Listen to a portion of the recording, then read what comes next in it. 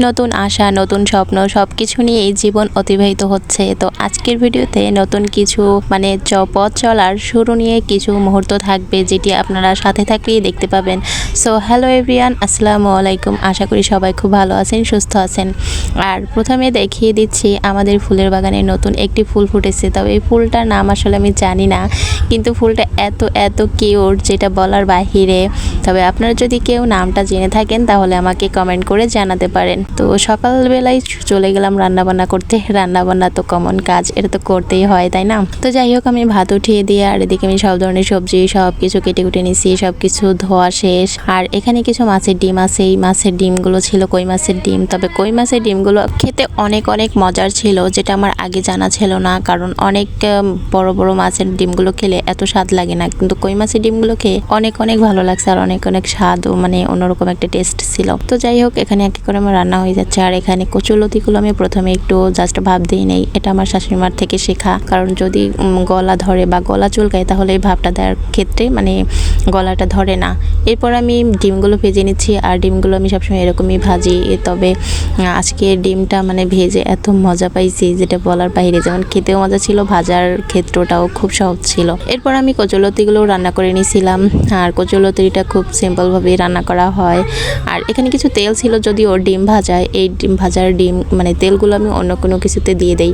যেমন এখানে যখন ডালটা আমি তেলের ফোড়ন দেই তখন ওই তেলের মধ্যে আমি দিয়ে দেই। কারণ ডিম ভাজায় একটু তেল না দিলে তখন আবার ডিমটা ভালো ভাজা হয় না। তো যাই হোক, এখানে আমি নতুন করে আজকে বছরের প্রথম আম দিয়ে ডাল রান্না করছি। আর এই ডালটাও বেশ বেশ মজার লেগেছিল, কারণ অনেক দিন পরে নতুন একটা স্বাদ লেগেছিল।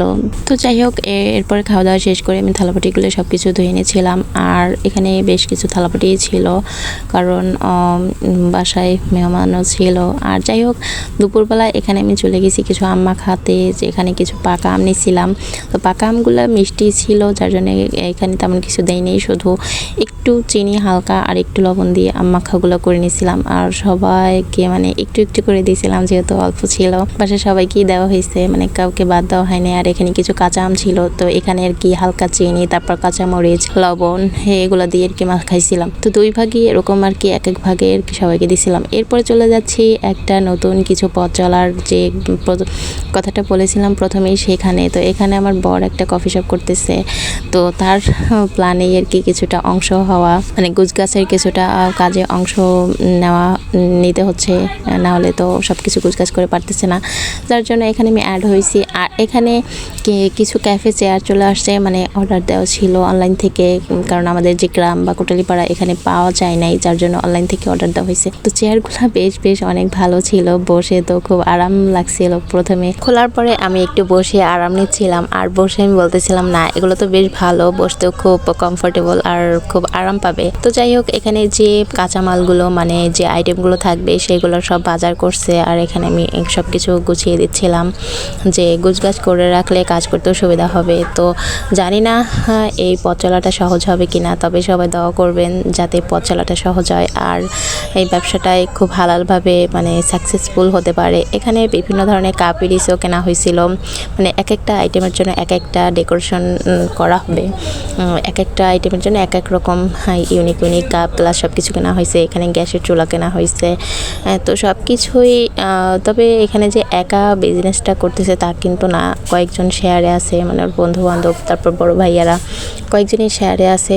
তো যাই হোক, আজকের ভিডিওটি আমি এখানেই শেষ করব। তবে রাতের খাবারে ছিল বিরিয়ানি। এখানে আমার ভাবি আমার চা বিরিয়ানি রান্না করছে। তো আমার বরের আবার আসতে অনেক সময় লেট হয়, যার জন্য আমি কিছু বিরিয়ানি আর কি আগে থেকে উঠিয়ে রাখতেছিলাম, যাতে একটু গরম থাকে। কারণ অনেক সময় অনেক অনেক রাত হয়, আর তখন খাবারগুলো ভালো থাকে না, একদম ঠান্ডা হয়ে যায়। আর আলাদা করে উঠিয়ে রাখলে খাবারগুলো একটু ভালো থাকে। তো যাই হোক, আজকে আমি এখানে ভিডিওটি শেষ করতে চাই। আর আমাদের নতুন পথ চলার জন্য দোয়া করবেন। আর ভিডিওটি ভালো লাগলে লাইক ও কমেন্ট করে মতামত জানাবেন। সবাই ভালো থাকবেন, সুস্থ থাকবেন। আল্লাহ হাফেজ।